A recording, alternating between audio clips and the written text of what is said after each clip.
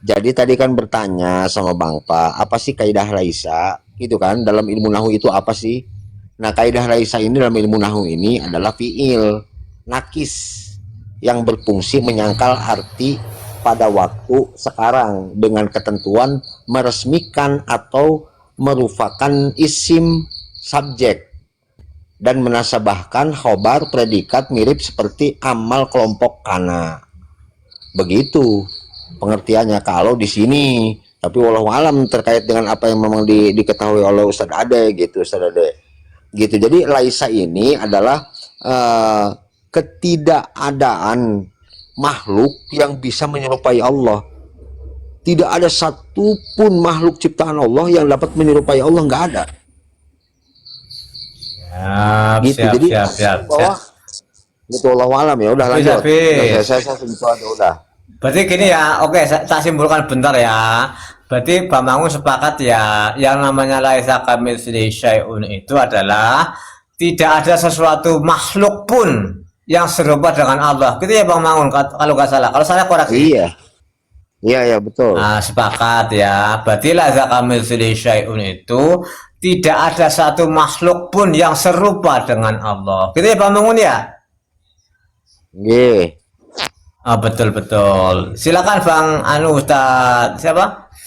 Ustaz Albini silakan silakan. Begini, kasihlah 1 menit lah, biar adil tuh. 1 menit. Saya tuh. Oh iya siap Laisa siap ini, siap. laisa ini fi'il nakis, betul. Bahwa dia itu nafi. Dia itu menafikan di depannya kamislihi seperti misalnya Allah. Syai'un oleh sesuatu. Jadi syai'un ini sesuatu yang sebut bila dengan jisim, dengan bentuk. Ketika di penafi tidak ada yang serupa Allah dari segi bentuk, maka jisim ini kan dia tersusun. Maka ketika mengatakan Allah itu mempunyai tangan, tangannya itu tidak serupa dengan tangan makhluk, itu sudah menjisimkan Allah, mengatakan Allah itu tersusun daripada sesuatu. Sedangkan di sini dipenafi laisa kamitslihi syai'un.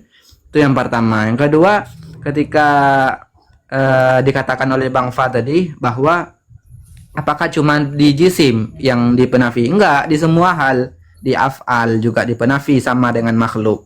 Kalau makhluk itu melihat butuh kepada mata, Allah melihat tidak butuh kepada mata. Begitu. Nah, itulah dulu Bang Mangun dan Bang Fa. Silakan Bapak yang terus ini. Silakan Bapak mau menanggapi atau gimana? Tidak, Bang Pas sesuai Guru Mangun. Dan jawaban si Albini sih jelas lah Bang Pas. Tapi kalau terkait tadi, berarti berkesesuaian dengan klaim Bang Pa. Nah, jadi sebut saja ini klaimnya bukan klaim ulama, klaimnya As-Sufi Al-Salafiyah. Bahwa artinya permasalahan itu bukan condong pada suatu katanya. Nah, karena pada akhirnya Berarti gini Bang. enggak, belum kan giliran Bang Pa ngomong. Waktunya masih ada. Kasih Oh waktu, iya, tadi katanya mau kayak saya Bang Mangun makanya.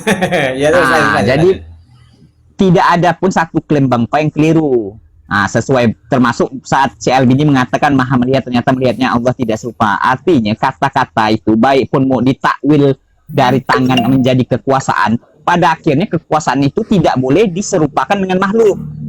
Nah, jadi itu kan melakukan dua hal sia-sia itu. Cuman was-was kepada orang takut tajisim kan, itu urusan orang lain. Nah ya, nah itu bukan urusan pribadi Bang Pa ya. Kalau orang mau tajisim atau apa ya, yang jelas kalimat dan klaim Bang Pa sudah benar sesuai dengan apa yang saya Albini ucapkan.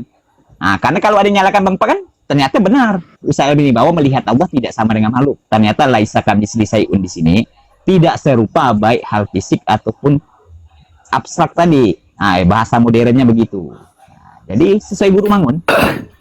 Terima kasih. Begini. Assalamualaikum. Terima kasih. Waalaikumsalam warahmatullahi wabarakatuh. Ini sebelum Berarti lanjut, begini. Ane mau tanya sedikit dah berkaitan kamitslihi syai'un. Boleh nggak? Lanjut. Silakan Ustaz. Nah, ini satu pertanyaan saya.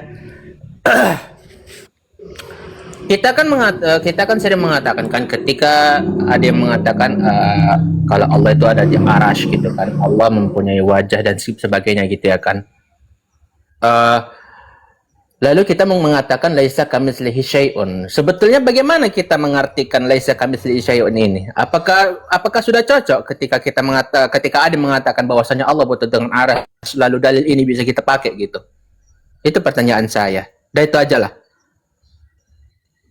Cukup. Ya, terima kasih Bang Pelipur Hati. Ini Makanya kayaknya tadi begini. ya selaras dengan yang dibahas. Silakan, silakan. Makanya begini Bang Job, fokusnya itu di syai'un itu. Syai' itu apa sih? Betul. Kan saya tanya sama Mangun Jaya ini. Dia kan dinafikan Laisa juga perlu, Bang. kan, Laisa juga perlu itu. Laisa kamislihi itu juga perlu itu. laisa kamislihi, dan tidaklah seperti misalnya Allah syai' oleh syai'. Apa makna syai' ini? Maka ketika makna syai' ini diketahui, maka nanti terjawab itu pertanyaan Ustaz Pelipur ketika orang mengatakan Allah itu beristiwa. Bahkan ada yang mengatakan istaqarra, menetap alal arsh, seperti ulama-ulama Wahabi. Apakah tidak bertentangan dengan dalil ini? Makanya difahami dulu syai' ini apa menurut Ustaz Mangun. Syai'un di ayat itu. Lanjut Ustaz Mangun, dijawab dulu. Oke, terima kasih. Saya tidak langsung ke istiwa ya. Sederhana saja saya ke Bang Pelipur Hati. Bang Pelipur Hati, ketika Allah menciptakan jin dan manusia untuk beribadah kepada Allah, diperintah untuk menyembahnya, beribadah kepada Allah, Allah butuh nggak kepada ibadah manusia, sesembahan manusia? Butuh nggak? Udah itu doang. Ini melebar ini. Iya, Melebar itu aja. ini. Itu aja udah. Nggak masalah. Nah, itu aja dulu. Apakah Ya, Allah itu butuh dengan Sebentar apa ini tadi? loh bahasan. Ya, apakah Allah Maaf, butuh maaf, terhadap maaf, ibadah maaf, maaf, kepada teman-teman, manusia maaf, dan maaf, jin? teman-teman. Ini keluar dari tema ya. Maaf, bahasan kita adalah laisa kamislihi syai' dulu. Laisa kamislihi syai' dulu. Silakan tak ulang lagi waktunya, nggak apa-apa. Iya. Jadi kan Bahwa tadi ayat-ayat pertanyaannya, ya, jadi kan tadi pertanyaannya begini, seolah-olah ayat laisa kamitslihi syai'un itu dibenturkan dengan istiwa alal arsinya Allah. Ya kan? Istiwanya Allah dengan keagungan dan kemuliaan. Jadi pertanyaan Bang Faisal, kok seolah-olah bahwa Allah ini membutuhkan tempat? Kan begitu pertanyaannya, maka kan dibenturkan dengan ayat laisa kamitslihi syai'un. Begitu. Maka sebelum saya jawab daripada pertanyaan itu, saya akan mempertanyakan apa yang memang tadi saya sampaikan tadi. Ketika Allah menciptakan jin dan manusia untuk beribadah, apakah Allah butuh ibadah jin dan manusia? Oke, biar kita jawab. Oke, silakan. Bentar-bentar beli berarti. Bertakah waktu. Sudah tak bangun? Masih ada waktu? Ya, sudah. Jangan melebar Ustaz Pelipur, langsung ke syai' itu. Ya. Karena kita tidak membicarakan tentang Allah membutuhkan atau tidak membutuhkan. Lanjut Ustaz Pelipur. Nah, terkait itu tadi, laisa kamitslihi syai'un. Allah tidak serupa dengan apapun. Itu menandakan apa? Itu menandakan Allah itu nggak bisa kita sama-samain dengan apapun gitu loh. Nggak, ini menurut saya lah pula ya, bukan saya ambil dari kalam ulama gitu kan. Tapi secara logika Allah itu tidak dapat diserupakan dengan apapun. Gitu. Adapun berkaitan dengan apakah Allah butuh gini. Allah itu dalam Asmaul Husna, Allah itu Al-Ghaniyun. Allah itu Maha Kaya. Ya kan? Jadi Allah nggak butuh dengan apa kita yang butuh dengan Allah. Melalui apa? Melalui ibadah, apa segala macam gitu. Satu. Yang kedua, itu tadi yang laisa kamitslihi syai'un itu Allah tidak serupa dengan apapun. Jadi mau kita katakan Allah berada di atas arasy, ya kan? Tapi tetap Allah mengatakan laisa kamitslihi. Laisa kamitslihi syai'un wa huwa samii'un basirun. Itu ajalah, wallahu a'lam. Saya sebelum Ustaz Mangun, saya dulu sebentar Ustaz Mangun ya. Jadi pertanyaan saya sebenarnya belum terjawab, malah dilarikan kepada nanti istiwa, apakah nanti makhluk itu butuh kepada Allah itu butuh kepada makhluk ketika menciptakan dan sebelum diciptakan. Bukan itu poin saya. Poin saya asyai' di laisa kami itu apa? Sehingga ketika diketahui syai' itu apa, nanti kita bisa mencari laisa kamitslihi. Tidak serupa Allah dengan syai'. Syai' itu apa? Jawab dulu. Lanjut, habis poin saya cuma bertanya itu. Lanjut, kasih langsung ke Mangun Jaya. Jadi intinya gini ya teman-teman. Intinya gini, Ustadz Albini mempertanyakan apa di syai itu, itu gitu. Syai adalah titik-titik. Nah mungkin kayak gitu ya, lebih enak kalau kita ujian gitu. Silakan Iya. apa itu syai? Nah mungkin gitu ya, agar kita lebih mengerucut, mungkin semacam itu ya Ustaz Albini ya. Apa itu syai? Nah, Betul. gitu. Betul. Saya itu kan tidak ada sesuatu pun yang serupa dengan Allah, kan begitu.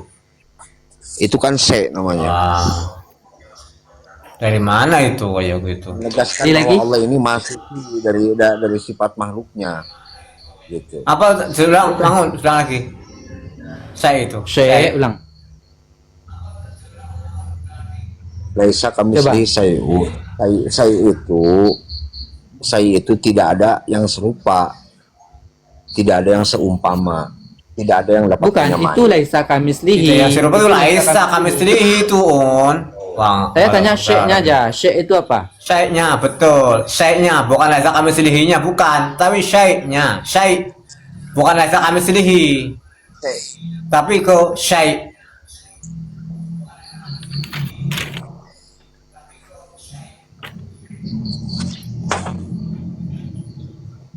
Silakan yang lain dulu. Chat Bang Mungun. Coba Bang Fa. Syekh itu apa? Apa sudah bilang klaim Bangpa itu adalah segala sesuatu.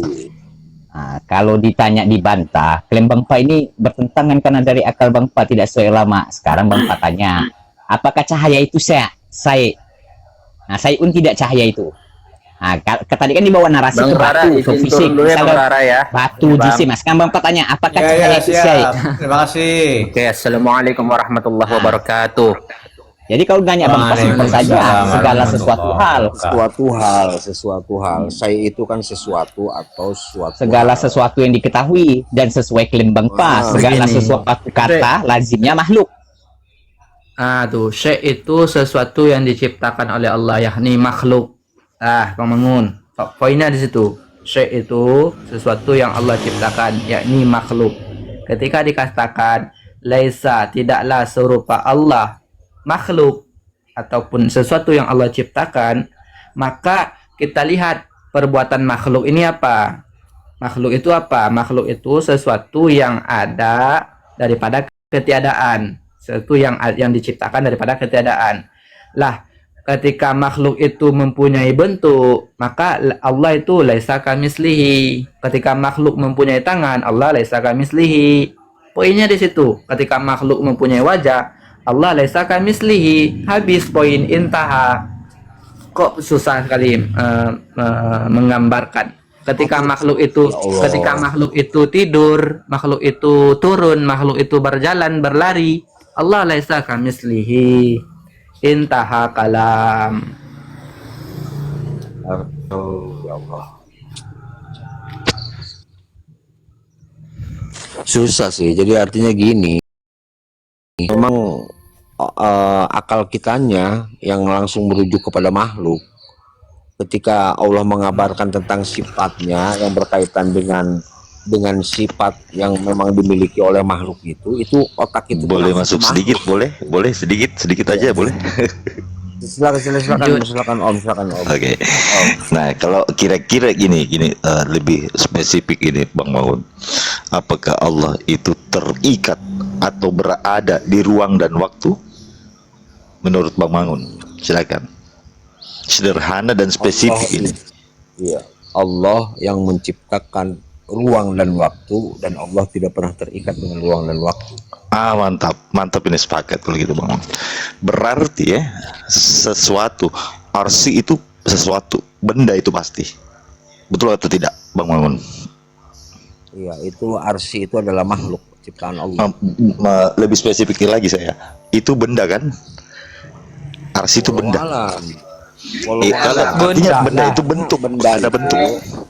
Iya, jadi kalau benda itu apa yang memang kita ucapkan, tapi beda di mata Allah. Iya, paham. Kalau sampai situ nggak usah perdebatkan itu Bang Mangun. Fokusnya kayak gini. Apakah Allah itu sepakat ya tidak berada dalam ruang waktu?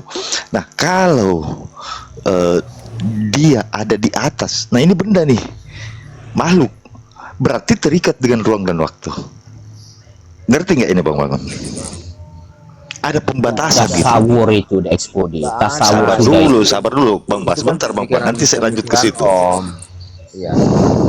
Bukan pemikiran kita. izin turun Kalau dulu Allah host. Mang Mujaya ini nggak habis-habis nih. Saya Albini. Jangan dulu. Wah, Ustaz Albini. Waduh, Ini guruku Ustaz Albini. turun ini. Jangan dulu. Bisa lagi. Gini. Bagaimana? Jadi Ya, Bang Bang. Mangun? Jadi gini saudaraku. Jadi artinya itu kan sudah dijelaskan oleh Mbah Maimun Juber ya. Saya pernah kirim PT-nya beberapa kali itu. Bagaimana coba Mbah buka Maimun Juber Pak Maimun. menjelaskan- Kalau ada Pak Maimun, Pak Maimun. Kalau ada dibuka Bang aja Juber. Bang Mangun. Enggak ada handphone dua saya. Nanti saya kirim DM-nya ke Oke. Bang Joy ya. Siap. Ya, nanti saya Kalau ada video panjangnya, jangan potongan. Kalau ada video panjangnya, yang 10 menit Nggak kayak, ada, jangan itu 2 menit. full itu. Ya itu full itu. Oh, full. siap. Siap. Makasih, siap. Nanti ya, nanti dikirim. Biarkan gini Jadi Bang Mangun. konten Kang Mangun. Jadi istiwa itu. jadi gini, Bang Mangun. Kata Mbah Maimun. Begini, juga, Bang Mangun. Istiwa itu maklum. Tunggu dulu. Menanyakan bagaimana dan seperti apanya, maka bid'ah. Sebentar, Bang itu Maimun juga loh itu. sudah dibahas itu Bang Mangun. Kita next level gitu. siap. Kita next level. Kalau Bang Mangun menurutnya Allah itu terikat ruang dan waktu, itu kan arsy itu makhluk itu. Berarti ada batasan tuh. Sebesar apapun arsy itu ada batasannya. Betul begitu Bang Mangun? Atau arsy juga Iya. menurut Bang Mangun tidak ada batasannya? Kalau menurut Bang Mangun gimana? Pilih mana? Jadi iya. Jadi setiap segala sesuatu yang diciptakan itu pasti ada batasan. Cuma Nah, apakah kalau Allah berada di atas arsy ini arsy, hancur? Sebentar. Nah, ini kan bayangan kita. Allah ini istiwa di atas arsy. nanti dulu Kan istiwanya, bukan, nanti dulu Iya. istiwanya. Belakangan Ya, itu. Allah ini di atas arsy dengan keagungan dan kemuliaannya. Lalu akal kita merekam di atas ini seolah-olah atas ini seperti atas kita. Atas yang kita ketahui dan kita pahami bahwa atas Begini, Allah Bang ini Maulud, sama begini. dengan atas kita gitu loh. Om. Bukan itu. Bareng-bareng Sudah kita. begini Bang Mangun. Sudah konsekuensinya itu kalau dia itu berada sementara ini makhluk, berarti itu sudah sepantasnya terikat ruang itu. Itu konsekuensinya gitu. Itu konsekuensi manusia SUD. Ini yang disebut Nah, ahlul kalam di zaman dulu. Kenapa disebut ahlul kalam? Karena mereka berpikir sudah menjauhi dari dalil-dalil nakal tadi. La ilaha Ah. illallah. Tidak, Begini, apa buktinya begini. menjauhi dari dalil? Pertama, hujah yang SKD bangun itu berdasarkan prinsip akalnya manusia. Begini, Kalau Bang Pabak begini. tanya balik, mengeluarkan pertanyaan balik, SKD boleh Gantian. berkumpulkan semua. Wah, kalau gini parah ini. Gantian, kasih Bapak waktu, kasih waktu kasih 1 nanti menit. kalau ngomong. Kasih 1 menit, Ya. Gimana, Bang Pa? Ya, oke. Kalau SKD nanti berbicara membawa akal manusia, Bang Pa kasih 1 pertanyaan saja. SKD boleh kumpulkan 1 ulama sedunia kalau bisa jawab pertanyaan Bang Pa. Nah, kalau tadinya hanya ada Allah, begitu Allah ciptakan makhluk, baik alam semesta, ditaruh di mana? Di luar atau di dalam dirinya? Nggak, artinya ada tempat dia naruh, harus ada ruang kosong kan? Nah, ini pertanyaan ahlul kalam. Karena Tunggu dia bertanya dulu. dengan berdasarkan kaidah-kaidah akal manusia yang terbatas. Begini, Sementara membaca iya. laisa kamitsli syai'un ini sesuatu yang tak terbatas karena kemahaagungan dan kemahasuciannya ada kepada Allah Subhanahu wa taala. Kalau mau bawa prinsip ahlul kalam, maka Ustaz SKD Bang Patantang beserta ulama seluruh dunia. Ketika Allah itu waktu sendiri menciptakan makhluk, di mana dia meletakkan makhluk itu? Bukan cuma SKD, begini. Bang Pas sekali lagi, Bang Patantang, SKD dan seluruh pembantu-pembantu baik golongan jin dan manusia dan ulama dari golongan jin dan manusia. Kalau dia bisa jawab, dia menunjukkan jawaban ini, barulah Bang Pat tidak akan menyebut ahlul kalam lagi. Oke, Nah. oke ya pelan-pelan begini. Begini, Bang Pak. Kak, ini pertanyaannya. Kita satu-satu nih, satu kalimat, nanti lanjut ke kalimat berikutnya. Satu prediksi kita kupas ini, Bang Pak. Kalau Bang Pa mengatakan bahwasanya itu akal-akalan kita, tahu tidak Bang Pa, di dalam Al-Quran itu ada berapa banyak itu ayat, berpikirlah apalah ya takilun, itu tahu nggak itu Bang Pa, ada berapa ayat itu ada sekitar 350 ayat yang diksinya itu mirip-mirip seperti itu Bang Pa. Apa maknanya? Bahwasanya kita itu berpikir gitu loh. Jadi sudah pantas Allah itu tidak terikat ruang dan waktu. Kalau terikat ruang dan waktu, maka dia ada batasan. Seperti itu Bang Pa. Selamatlah orang-orang yang menggunakan akal. Iya, memang begitu.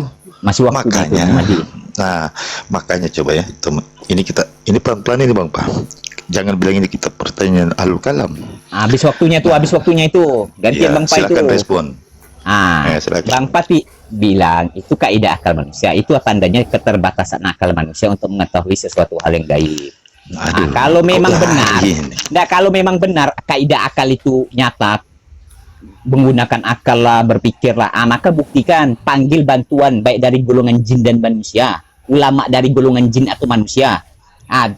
Bang Pal tanya satu hal, waktu Allah menciptakan makhluk diletakkan di mana?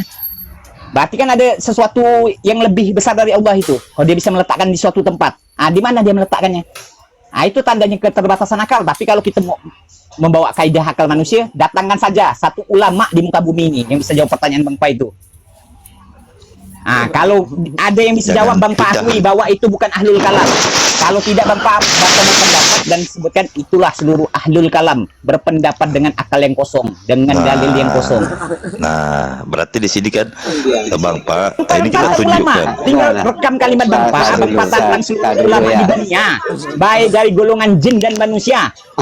Yang bisa menjawab pertanyaan Bang Pa, ketika menyendiri tunggal, di mana dia menciptakan makhluk, lalu di mana diletakkannya makhluk itu? Nah, Mau itu ruang jangan waktu dulu. yang diciptakannya, sebutkan saja di mana diletakkannya. Bang Ba, ambil wudhu dulu Bang Pa, kasih tenang jiwa Bang Pa, tenangkan dulu. Tenangkan dulu. Jadi gini, sedikit Bang Al-Mahdi, sedikit ya. Jadi gini, kalau satu-satu nih nanti kita bahas ke situ. Kalau memang harus ke situ kita ke situ. Tetapi satu-satu. Nih Bang Pa, bahwasanya itu Allah itu perintahkan akal dulu. Oke.